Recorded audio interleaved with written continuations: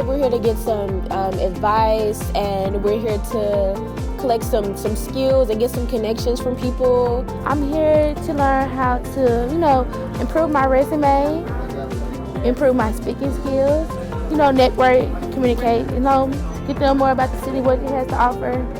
There's a time and a place for everything. In professional settings, people expect professionalism. They expect you to dress a certain way, they expect you to look a certain way, and they expect you to talk a certain way, and they definitely expect you to be knowledgeable about whatever it is that you're doing. One major thing that I've learned today is to leverage networking.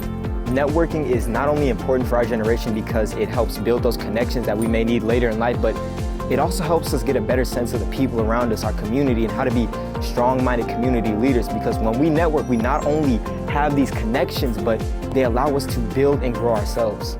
Now you get to me and I start talking about your resume and you can't tell me what you've done, that's gonna be a short interview. Well, the panel was probably just the most important part to me. They were talking about how you have to stand out from the rest of the crowd, and how you also have to work hard to get at your goals, and you have to plan them out as well. We hope they get the tools that they need to make wise choices. Again, college is not always an option for everyone, so whether it's technical training or maybe entrepreneurship, we want our kids to be ahead of the game and have the tools and tips they need for them to be successful as they represent our great city of Memphis.